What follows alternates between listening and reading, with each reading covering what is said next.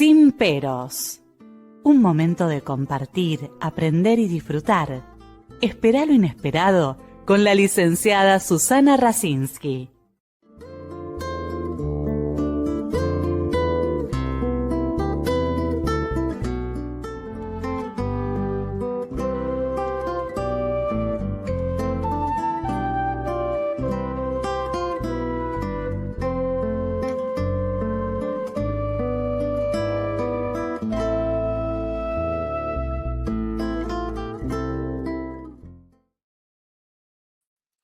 Muy buenas noches. Hoy vamos a inaugurar un mes sobre la mujer, ya que se va a festejar el Día de la Mujer con todo lo que eso implica, que no es solo para festejar, sino poder tener en cuenta qué papel, qué rol cumplimos las mujeres a lo largo de la historia. Y tener más claro ciertos conceptos que se confunden. Lo femenino, el feminismo, el rol que tenemos nosotros, no solo como madres, sino en distintos aspectos, como profesionales, trabajando en equipos, en instituciones, en el arte. Bueno, hoy para poder comenzar esto y conmemorar el Día de la Mujer, está con nosotros la doctora Mirta Goldstein, presidenta de nuestra institución, de la Asociación Psicoanalítica Argentina, y además también de la Asociación de Mujeres Judías. Y ella nos va a contar algunos aspectos de los que mencioné recién. Adelante, Mirta, y gracias. Hola, Susana, ¿qué tal? ¿Qué tal la audiencia? Buenas noches a todos. No, es un gusto porque vos sos siempre muy clara, pero además, como dije recién, tu experiencia y tu vivencia, que hace años venís trabajando, con todas las dificultades que ahora nos vas a decir cuáles son, cómo te sentís, a lo largo de instituciones tan importantes que ahora nos vas a explicar mejor, qué es lo que haces, qué es lo que presidís, y por supuesto, Mirta también nos va a decir, porque además tiene su ética como persona y como profesional, que es el respetar el equipo. Y esto, bueno, presidiendo y siendo directora de instituciones, ¿cómo es? ¿Cómo te surgió, Mirta, todo esto? ¿Cómo es tu desempeño, tus dificultades y también tus placeres? Porque lógicamente sí, hay de todo. Hay de todo. Cuando uno está en una institución hay de todo. Como familia también, ¿no? Porque también, claro, como en la familia. porque además Una Mirta institución escribe, es bueno, una familia. ustedes ¿Cómo? vieron que vos también escribís, bueno, ya se Sí. puso en pantalla todo el currículum, que es muy vasto, ¿no? Pero bueno, te escuchamos. Bueno, Mirta. una de las cosas, Susana, que me gustaría, antes de un poquito hablar de mí, es, y ya que vas a iniciar un ciclo sobre la mujer, como me contaste, Van a el estar 8 de varias marzo, amigas nuestras, ¿eh? sí, O sea, sí, por esto, quiero como expresar un acuerdo y un desacuerdo con el título de el Día Internacional de los Derechos de la Mujer. El Día Internacional de los Derechos de la Mujer, a mi gusto, se debería llamar el Día Internacional del Derecho de las Mujeres. Y esto por varios motivos. Me gusta el plural, pero me gusta el plural en todos lados, en todas las ocasiones y en todos los ámbitos. Pero también porque tenemos que luchar, entre otras cosas, contra la estigmatización. Y cuando decimos la mujer, inmediatamente podemos pensar todos los prejuicios que hay en general sobre la mujer. Es loca, es irracional, es quejosa, es conflictiva. En cambio, si pudiésemos empezar a hablar en plural, es el Día Internacional de los Derechos de las Mujeres, podríamos empezar a hablar de las diferencias que también hay entre las mujeres. Y son diferencias ideológicas, religiosas, políticas, sociales, familiares, emocionales. Entonces, creo que esto es muy importante porque si bien tenemos problemáticas comunes a nivel mundial, podríamos decir, también tenemos problemáticas regionales y problemáticas locales y también diferencias socioeconómicas, políticas y familiares. Entonces, tenemos que empezar a hablar de las mujeres, ¿no? Esto en primer lugar. Y cuando vos me haces una pregunta a nivel personal, yo te diría que cuando yo era adolescente, era feminista, porque era la época del segundo sexo de Simone de Beauvoir. Entonces, un adolescente tenía que ser feminista y tenía que luchar por la libertad sexual, por la libertad de expresión, por poder decirle cosas a mi padre, ¿no? Si recordás, pero muchas de nosotras queríamos seguir teatro, queríamos seguir, y no nos dejaban, ¿no es cierto? Bueno, yo tengo una experiencia muy cómica. Cuando yo estaba en la escuela primaria, me pusieron en el grupo de folclore. Y mi papá me dijo, una hija mía en las tablas, no. Y era el grupo de folclore de la escuela primaria. O sea, a mí parecería ridículo. En ese momento era totalmente absurdo también, pero era lo que esa generación de padres podía pensar. Sobre todo para una hija mayor. Después, bueno, con los otros hijos las cosas se van flexibilizando. Pero la hija mayor tenía que representar toda una cultura. Entonces, digo, desde la escuela primaria es que empecé a ser feminista, pero también con los años dejé de ser feminista en un sentido. ¿Qué quiero decir con esto? Y acá vamos a otro aspecto de tu pregunta. En la medida en que... Porque esto que estás aclarando, creo que es muy importante, vos que presidís 2 instituciones, y donde se confunde también el dogmatismo, el fanatismo, todos los sismos, ¿no?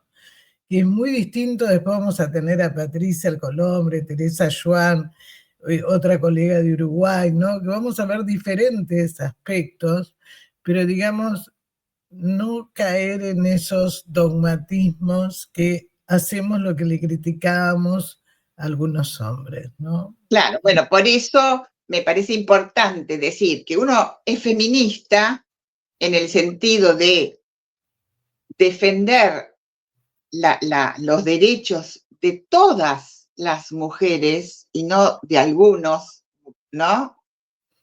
No, porque también hay en los feminismos discriminaciones. Después sobre eso me gustaría explayarme un poquito más.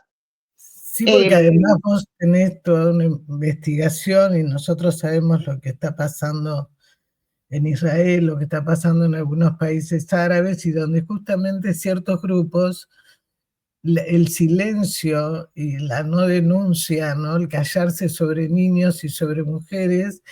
Y bueno, yo no estoy de acuerdo en eso, porque cuando uno tiene que defender, no es una cuestión de género, de raza, de color o de religión, ¿no?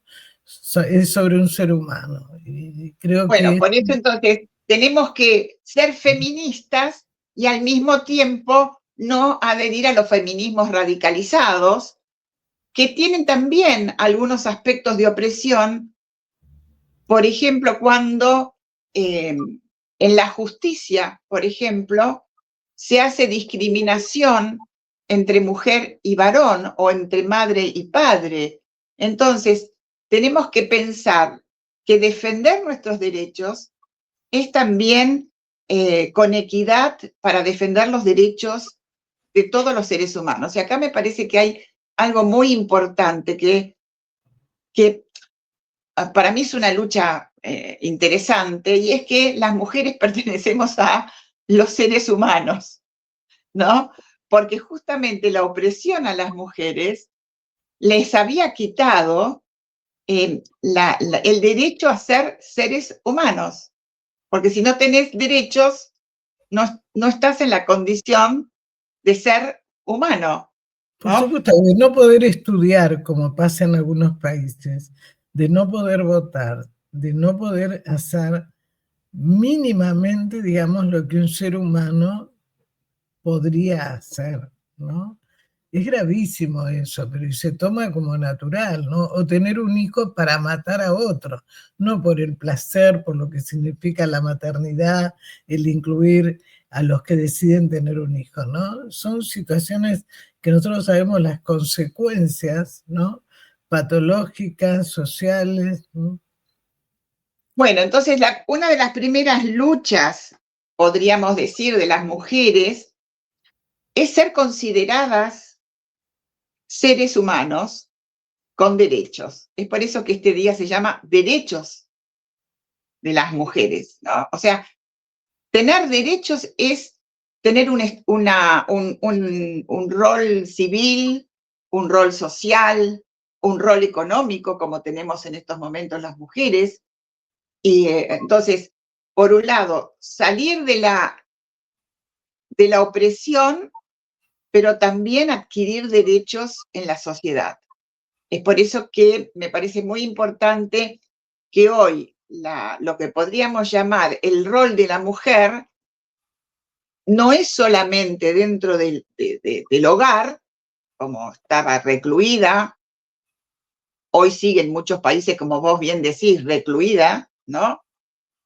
Sino también tener un rol social, político, laboral y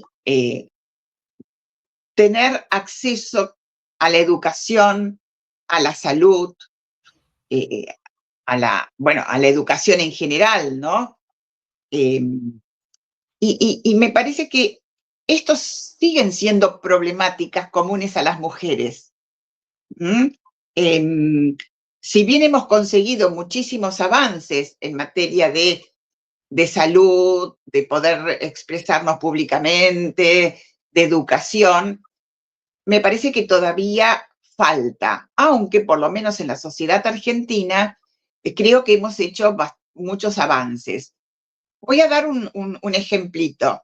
Si ustedes ven los noticieros de la televisión, ustedes van a ver que hoy en día todos los noticieros están conducidos por una pareja, un hombre y una mujer. Y es raro encontrar un programa que sea solo de hombres, como pasaba hace 5 o 10 años atrás. Esto es la muestra de que hoy la sociedad demanda un lugar equitativo, por lo menos en los medios de difusión. Sí, cuesta más en la Corte Suprema de Justicia, en tribunales, ¿no? En lugares más... Pero nosotros tenemos que pensar que los medios de difusión son una cara visible, ¿no? Y entonces los medios de difusión hoy tienen que, no es que tienen, sino que no pueden no poner un hombre y una mujer o otros géneros. Porque lo que también estamos viendo es que la lucha feminista, bien pensada, bien actuada, también ha ayudado a la visibilización de las luchas de otros géneros. Totalmente. Entonces, hoy podemos tener una persona trans conduciendo un programa. Es decir, que hay, por lo menos en la sociedad argentina, no es así en todas partes, pero por lo menos en la sociedad argentina, lo que estamos viendo es que esto ya es una demanda social, ya no es solamente una regulación política, es un requisito que la sociedad está pidiendo y que acepta. Porque también, digamos, tomo este ejemplo de los conductores de la televisión porque me parece que es muy gráfico, digamos, ¿no? Si esto ocurre, es porque los patrocinadores lo aceptan y pagan su publicidad, es porque el público ve esos programas. Es decir, sería muy difícil volver atrás en estas conquistas. Pero siempre el riesgo está. Sí, ¿no? incluso, por ejemplo, en el campo, era muy raro ver mujeres a cargo de empresas y de investigaciones biotecnológicas. Hoy en día ya no es así, ¿no? Y era como que el campo era para el hombre. Como que estaban definidas esas situaciones cuando, bueno, cada uno podemos aportar diferentes miradas, ¿no? Y que ayuda, digamos, a una mejor comprensión del hecho de la situación, ¿no? Pero a veces todavía, como me hiciste pensar en una mujer que, bueno, el sindicato de Moyano le bloqueaba permanentemente, ¿no? Una empresa en Santa Fe, creo que era, porque ella era mujer, entre otras cosas, ¿no? O sea, estas situaciones del machismo, ¿no? Que no tiene nada que ver con lo que considerar que somos todos humanos, ¿no? Bueno, vos estás tocando temas muy, muy álgidos.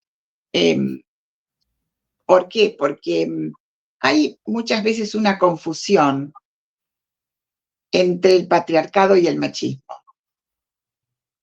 Y no todo patriarcado es machista, ¿no? Y no todo machismo es patriarcal. Entonces, me parece que nuestra lucha tiene que ser contra el discurso, lo que yo llamo el discurso macho.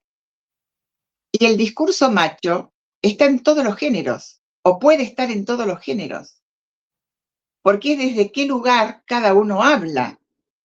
Tal cual. Si uno habla con un discurso totalitario, es un discurso macho, porque el discurso macho es un totalitarismo a nivel de lo sexual, o un fanatismo a nivel de lo sexual, pero que tiene repercusiones sociales, tiene consecuencias sociales. Entonces, ese discurso, lo que yo llamo el discurso macho, puede estar en cualquier género, porque es una posición subjetiva, cerrada, autoritaria.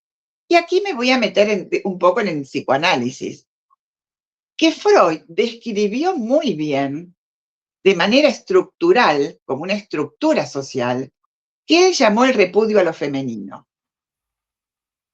Y el repudio a lo femenino no es una cuestión solo de lo femenino, es todo lo que lo femenino implica, no solamente de la mujer, sino todo lo que lo femenino implica. El embarazo, la maternidad, la lactancia.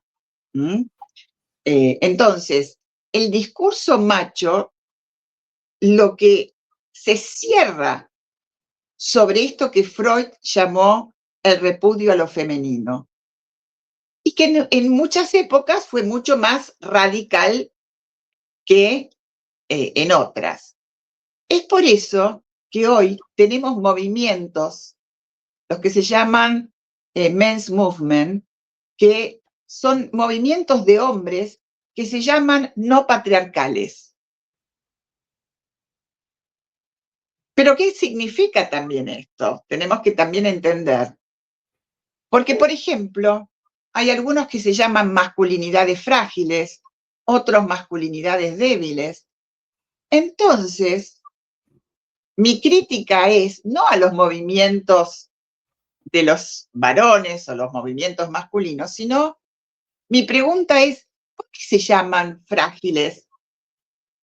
Porque subsiste todavía esta creencia de que hay géneros fuertes y géneros débiles. Las mujeres ocupamos durante mucho tiempo el lugar del género débil. No éramos débiles, nunca lo fuimos. Fuimos oprimidas, que es otra cosa.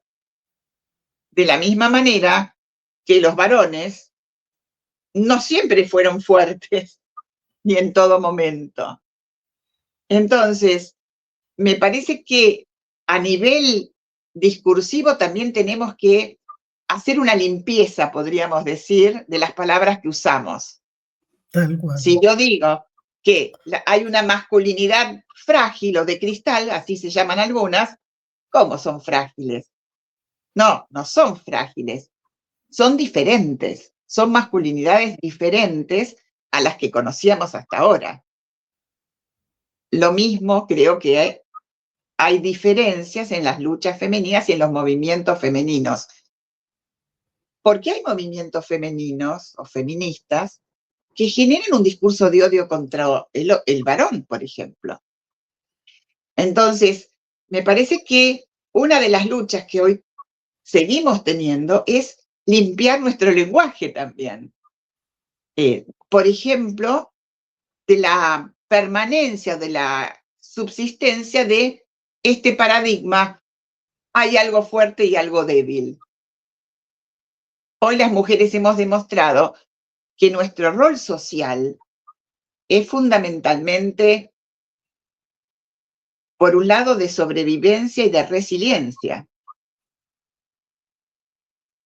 Y que eso también tiene que estar acompañado de lo que se llama la sororidad, ¿no? Que a veces falla. Cuando vos decías que hay feminismos que no salen, por ejemplo, no se pronuncian, por ejemplo, cuando hay una masacre violatoria, por ejemplo, de mujeres por Hamás, ¿no? Entonces, ahí se daña esta bandera feminista que es la sororidad. Se la daña. ¿Por qué? Porque la sororidad no puede ser para unas y para otras no. Bueno, no sé si sigo un poquito más, pero creo que... Sí, sí, porque no, estaba pensando en voz no, alta también, ¿no? sí, Fundamentalmente me parece que tenemos que pensar que somos un género más. Yo vuelvo a lo primero, ¿no? La pluralidad es un valor, ¿no? Entonces, si somos un género más, convivimos con otros géneros, los varones son otro género, no son nuestros enemigos. Ahora, también tenemos que pensar cómo se constituyen las familias. Porque si hay una problemática que sí sigue subsistiendo y que todavía no se ha podido amenguar, es la violencia intrafamiliar. Pero también quiero decir algo, hoy la violencia intrafamiliar ya no es solo de varones a mujeres. Hay violencia familiar en todos los géneros. Totalmente, y las estadísticas últimas de estos días es escalofriante, ¿no? El maltrato, que lo vamos a ver con una colega uruguaya también, ¿no? Los desafíos de criar chicos hoy en día y adolescentes, ¿no? Pero digamos el maltrato, la violencia, que también no es una cuestión solamente de los hombres. O sea, como vos bien dijiste, hay violencia en la sociedad de distintas maneras, ¿no? Entonces, ¿cómo? Que abarca todos los géneros. Por Totalmente. ejemplo, desde que tenemos matrimonio igualitario, hay matrimonios igualitarios violentos y otros no violentos, es decir, como en la heterosexualidad. Entonces, si bien, digamos, una de las luchas feministas sigue siendo, y femeninas, sigue siendo erradicar la violencia intrafamiliar a nivel de las parejas heterosexuales, también tenemos que reconocer y tenemos que luchar contra la violencia intrafamiliar en todos los géneros.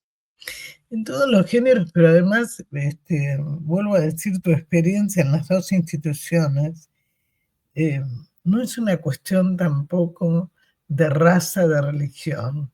O sea, cuando hablamos de violencia, como vos nombrabas a Freud, como otros autores también, ¿no? Cuando Freud habla del malestar de la cultura hace tantos años, ¿no? Psicología de las masas. O sea, estamos hablando, digamos, qué pasa con nuestra sociedad. Por eso cuando vos decías las mujeres, ¿no? En esta sociedad, es decir, ¿qué pasa que se vuelve a repetir situaciones muy graves de violencia, de destrucción, incluso con la naturaleza, ¿no? Cuando el aborigen convivía con la naturaleza y la tenía en cuenta, no la destruía como algo superior. Y entonces acá cuando hablamos a ver qué género es mejor que otro, qué género está por encima, ¿no? Que lo hemos hablado muchísimas veces incluso en nuestro trabajo clínico, ¿no? A ver si el terapeuta está allá arriba y el paciente abajo, ¿no? O sea, donde de repente somos dos personas que se encuentran para poder explorar y ayudar a que una de las personas pueda estar mejor, pero no lo podemos hacer solas. O sea, es un No, no, encuentro con el otro, ¿no? no, justamente, bueno, tocas varios temas, están implícitos en lo que vos decís. Voy a tratar de aportarte también algunas otras reflexiones. Una pregunta, ¿es erradicable la violencia? No, porque la estructura social está conformada de amor, de odio, de rivalidad, de narcisismo. O sea, podemos controlar las pulsiones, pero no totalmente. Podemos controlar las pasiones, pero no totalmente. Y es por eso que muchas ideologías se vuelven pasionales, fundamentalistas, ¿no? Entonces, lo que sí tenemos que seguir analizando es cómo se dan las relaciones de poder, porque lo que vos estás apuntando es a las relaciones de poder, y las relaciones de poder se dan en todas las estructuras, institucionales y familiares, ¿no? Por ejemplo, si un adolescente no respeta a sus padres, no respeta a su escuela, ejerce un poder destructivo sobre sus lazos sociales, incluso sobre aquellos que lo pueden proteger. Por ejemplo, los padres o la escuela. Bueno, también podríamos decir, hay que revisar la escuela, hay que ver qué pasa en esa familia, ¿no? Lo que quiero decir es que las situaciones de poder se dan en todo vínculo y, digamos, lo que nosotros tenemos que tratar es de desarmar cómo la construcción de esa estructura de poder. Incluso si el poder lo detecta una mujer. Porque también las mujeres podemos excedernos en el, Totalmente. Pero ¿no? además, Entonces, cuando vos, bueno, como pasa siempre en el programa, ¿no? La Asociación Libre, el tema de la frustración, ¿no? De tolerar las diferencias y tolerar la frustración y aceptar las diferencias, ¿no? Que es bueno, tan importante eso en cualquier institución, en cualquier familia, con las amistades, ¿no? Es decir, vos dijiste otra palabra también, la pluralidad, ¿no? Que vos siempre, dirigiendo las instituciones, tenés siempre, digamos, una palabra, digamos, no entrar, como a veces también la gente que me conoce sabe que a mí no me gusta las violencias, eso de ponerse a discutir quién tiene razón, quién no, ¿no? O sea, no entrar en eso porque no se lleva a nada, sino de alguna manera poder dialogar, pero cuando el otro se cierra y no quiere y no puede tolerar la diferencia, es imposible, ¿no? Que si uno no tiene en cuenta que somos un puente, como hemos hablado en distintos programas, que es tan importante uno como otro, pero eso es tolerar las diferencias y tolerar la frustración.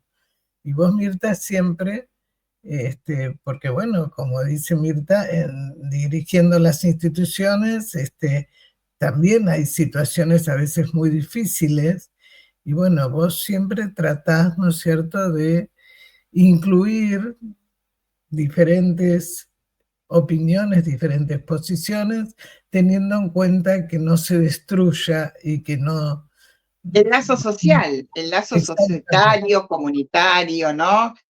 Para mí es fundamental eso y que, dado que en todas las instituciones hay una pluralidad de voces, en mi caso, como presidenta de una institución, tengo que representar o dar espacio a todas las voces.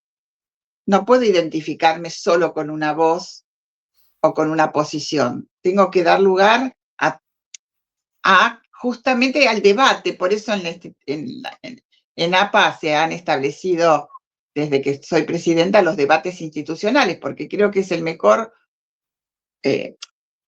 lugar institucional donde todo esté representado en esa pluralidad, hombres, mujeres, analistas lacanianos, kleinianos, posiciones ideológicas de tal lado, de tal otro. Es decir, cuando uno dirige una institución, tiene que pensar que hay una complejidad de voces, ¿no?, que quieren expresarse. A veces es difícil dar lugar a todas, pero hay que tratar, por lo menos, de dar lugar a todas. Y esto tiene que ver con el Día de la Mujer. A pesar de que parece que nos fuimos de tema, no nos fuimos de tema, porque justamente si hay una función que a mí me parece que las mujeres tenemos que cumplir, es justamente de ser voceras de la pluralidad, de lo que, bueno, vos llamás tolerancia a las diferencias, ¿no? Bueno, la pluralidad es que puedan convivir diferencias. Entonces, ¿qué podríamos decir o qué podríamos pensar como lo mejor para las mujeres en el Día Internacional de la Mujer? No identificarnos o no hacer propio el discurso macho, que es un discurso cerrado, fanático, autoritario, totalitario, porque no acepta esa diferencia fundamental que es que lo femenino existe y tiene una existencia justamente porque no se opone a lo masculino, sino que lo atraviesa y le saca ese sesgo machista. Por eso voy a retomar algo que estaba hablando al principio. Los movimientos masculinos, los men's movements, que ahora son también una reacción a los feminismos radicalizados, que se cerraron. Entonces, esa reacción tiene también una función social de venir a decir, hay que descompletar, hay que agujerear todo aquello que se presente como algo monolítico, sea a nivel del patriarcado, sea a nivel de las instituciones, sea a nivel de toda la gama social, que es muy compleja. Entonces, en ese sentido, creo que las mujeres tenemos una función social. Tenemos la función social de apoyar los movimientos de mujeres que luchan por seguir consiguiendo equidad. Tenemos la función social de seguir siendo madres protectoras del vínculo familiar, cualquiera sea ese vínculo familiar, porque hoy hay una gama muy diversa de vínculos familiares. Tenemos la función social de la sororidad, o sea, de estar, pero también tenemos la función social de discernir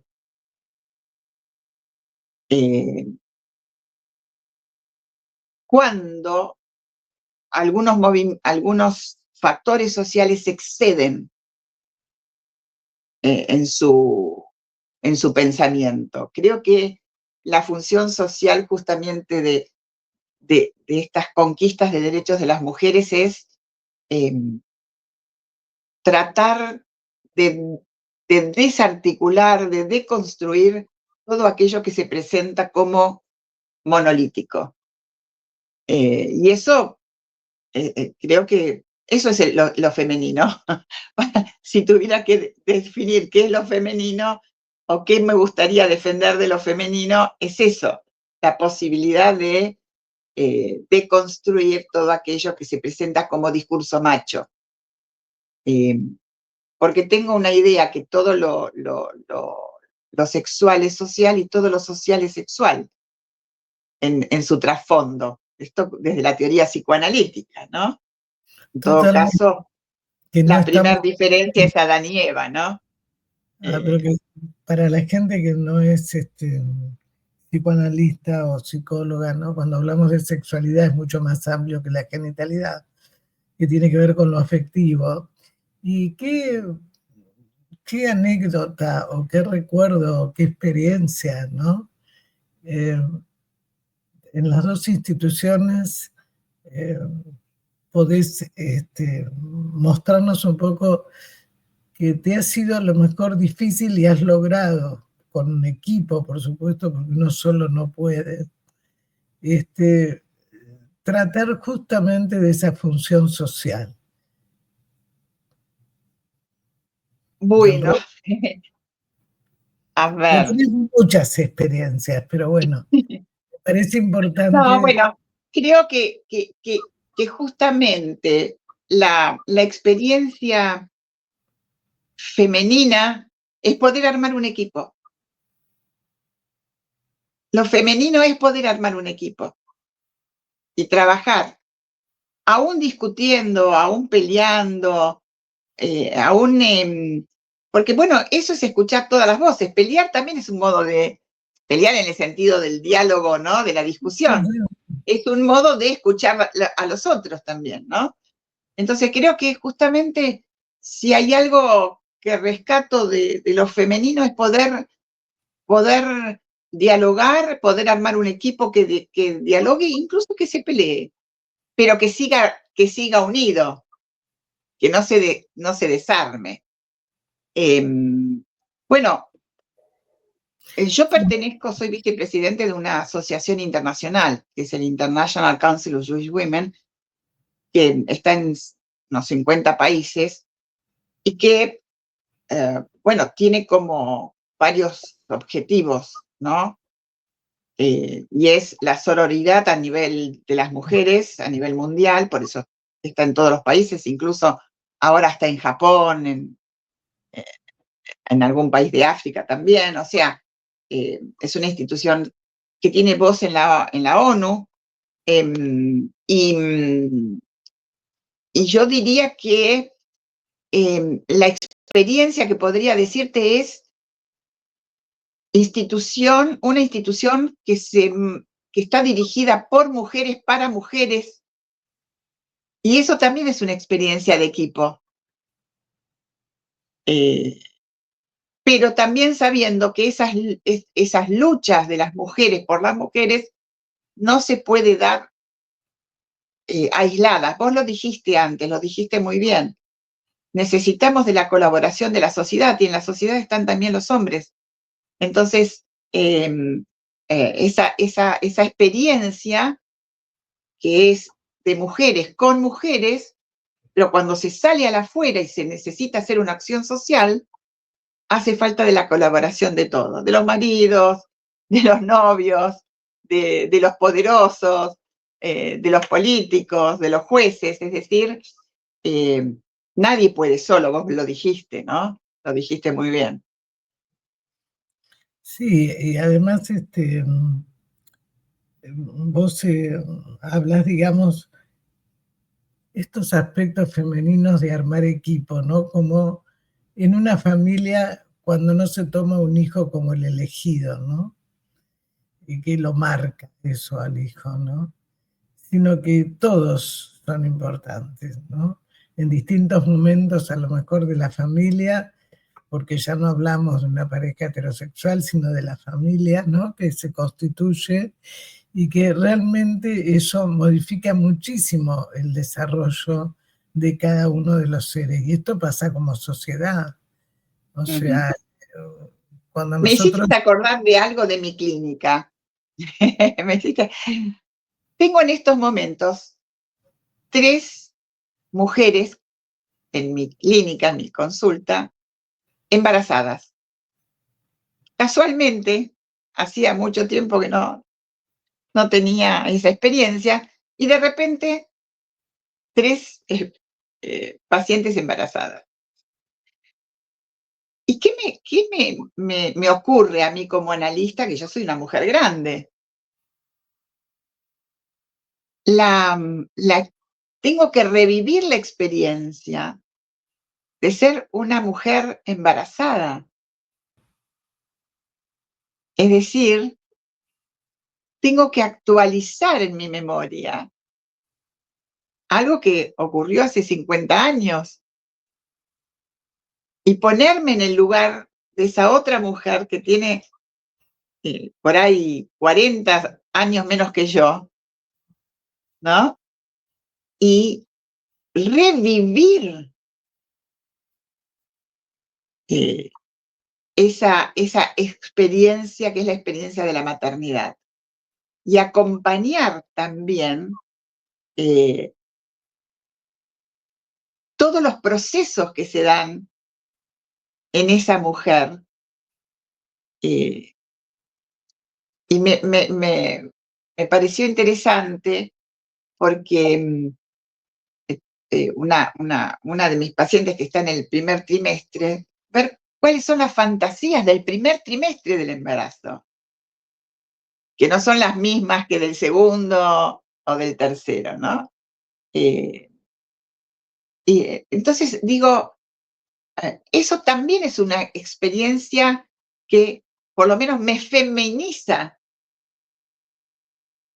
Tengo que recuperar toda mi historia femenina de mujer también. Es toda una experiencia de actualización de lo que Freud llamaba la sexualidad femenina, ¿no? Entonces, el analista también está todo el tiempo sumergido en una experiencia de feminización, de dejarse atravesar por lo que es el otro. Y que si no, no hay curación, no hay forma. O sea, yo te escuchaba y pensaba en los niños, ¿no? Cuando yo sigo atendiendo niños, y entonces cuando te cuidan, ¿no? Jugando en el piso, jugando, ¿no? ¿Estás bien, Susana? Una vez que estábamos con un asiento muy bajito y yo me apoyo mal, me caigo, entonces me decía, ¿estás bien, Susana? ¿No? Bueno, pero esas cosas de acompañar al otro, pero teniendo en cuenta al otro. Entonces creo que eso se da a lo largo de la vida y creo que en esto hay particularidades de la mirada de lo femenino que son distintas, ni mejor ni peor, pero que ayudan justamente cuando uno ve en muchas chicas que ha faltado esa identidad con una mujer, con lo femenino, ¿no? Y bueno, y eso se nota también, ¿no? En chicas que no han podido tener esa mirada, esa contención, ¿no? De alguien, de su familia, ¿no? De una mamá que no estuvo. Y creo que, digamos, en esa interacción es mucho más rico, es mucho más nutritivo, ¿no? Porque cuando vos decís, bueno, a ver, 50 años pasaron, y de repente en el momento te das cuenta que están ahí, ¿no? Que, o sea, y cómo te hace también feliz y poder también comprender mejor, ¿no? Lo que le está pasando al otro. Y ahí quisiera decir algo también, porque tiene que ver con lo femenino. Vos sabés que hoy se habla mucho de que no se quieren tener hijos. Y es cierto, hay una generación de hombres y de mujeres que han decidido por la no reproducción, que no tener... pero no tener hijos no quiere decir no no quiere decir no tener hijos, ¿no? Porque por eso conté la experiencia ahora de 3 mujeres que tengo en distintos lados del mundo que están embarazadas, ¿no? Con sus parejas, bueno. Es decir, que esto no es un para todos, no querer tener hijos. Porque así como hay sectores que no quieren tener hijos, hay muchos sectores que sí quieren tener hijos y que arman una estructura de familia, a lo mejor diferente, pero arman una estructura de familia. Y hay otras parejas que arman una estructura de pareja, lo cual no quiere decir que se opongan a la reproducción, sino que es una decisión de esa pareja no asumir la responsabilidad sobre otro. Pero no quiere decir que en todos los casos no tengan una concepción de familia. No, por supuesto. No, porque digo, hay muchos filósofos que están hablando ahora de la deserción de la reproducción, ¿no? Bueno, entonces, no es un para todos, no, no quiere decir que no querer un hijo como responsabilidad se opongan a la reproducción. Es una elección privada, singular de esa persona o de esa pareja. Porque si no, digamos, también atacamos algo que sigue siendo para mí importante y es, bueno, lo decía antes con estos conceptos freudianos. Cuando Freud habla del repudio a lo femenino, no habla solamente de la mujer, No. habla de todo lo que la sexualidad femenina abarca. Entonces, que una mujer tenga la posibilidad, el derecho de decidir no querer un hijo, no significa que repudie siempre lo femenino, sino que toma una decisión respecto de esa etapa de la sexualidad femenina.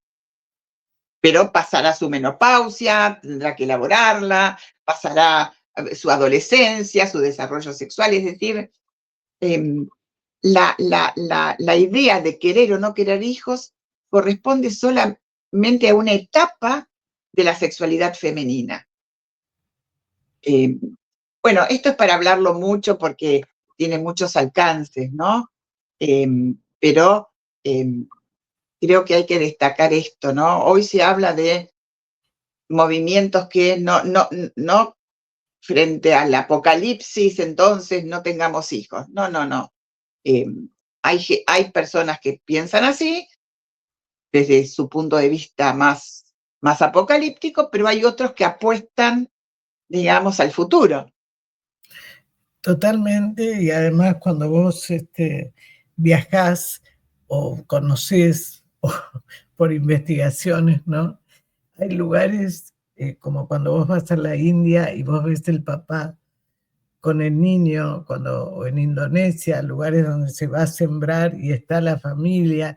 O sea, acá el productor que siempre participa en las entrevistas dice, bueno, el error de la generalización. O sea, Claro. no se puede, digamos, generalizar, ¿no? Pero bueno, yo creo que esto que vos decís, cómo no solamente respetar, sino cómo se considera también a las mujeres, porque me pareció muy importante que iniciaste la conversación con eso, ¿no? De eso de la mujer, ¿no? Determinante con una cosa más... Bueno, lo decía Lacan, Susana, lo decía Lacan. Decía, la mujer no existe, es una por una. Y por eso decía que aún cuando logramos derechos, a veces las palabras nos engañan, porque logramos tener un Día Internacional de los Derechos de la Mujer, pero decimos la mujer en lugar de decir los derechos de las mujeres, en cualquier lugar, en cualquier parte del mundo, en todas las instituciones, en todo momento, en todo lugar. Sí, pero además cuando vos decís la mujer, es esa, ¿viste? Como tema, ¿no? O sea, bien determinante, bien, ¿no? Que es distinto a la pluralidad, ¿no? O sea, ese sentido de lo universal, ¿no? De que es mucho Bueno, más amplio. Bueno, todavía tenemos mucho por hacer. te dejo el cierre Las del programa. lapidaciones existen, las violaciones correctivas todavía existen en algunos lugares, en algunas culturas. La soportar el maltrato todavía para muchas mujeres no pueden salir de eso.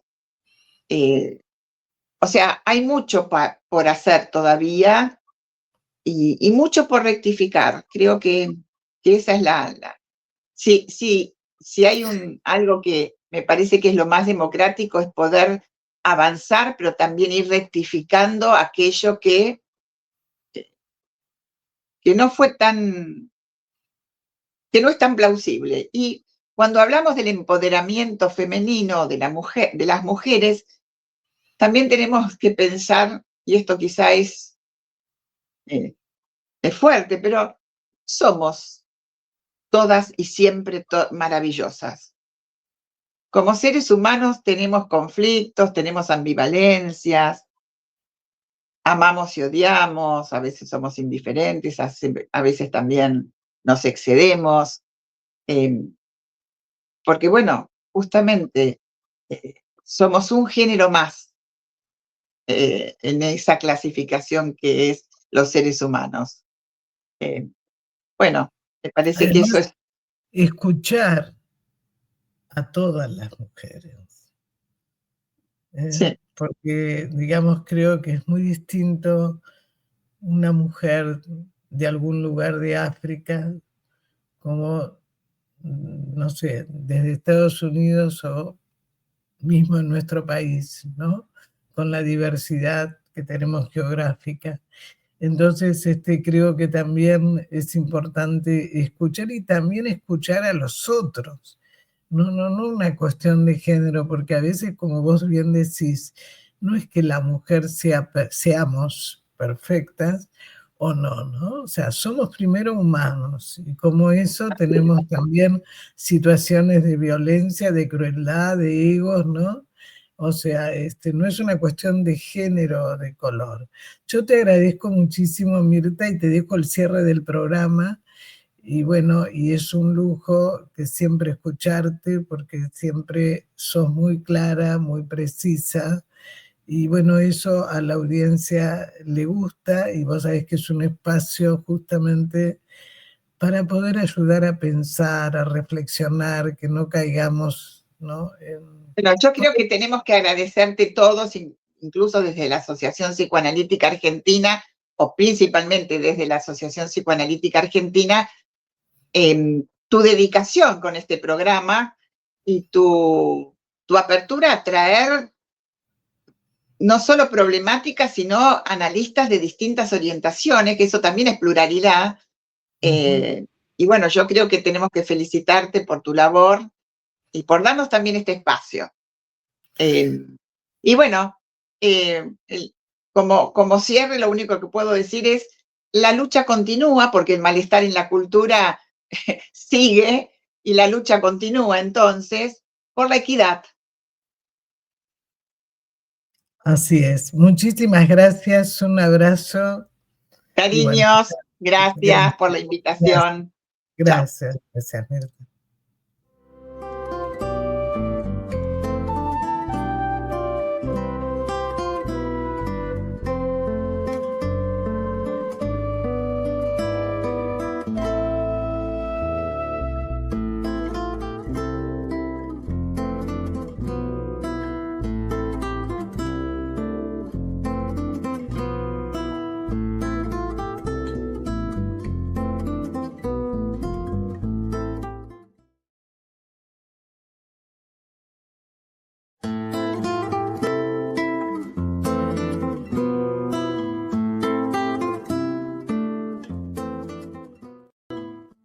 Peros.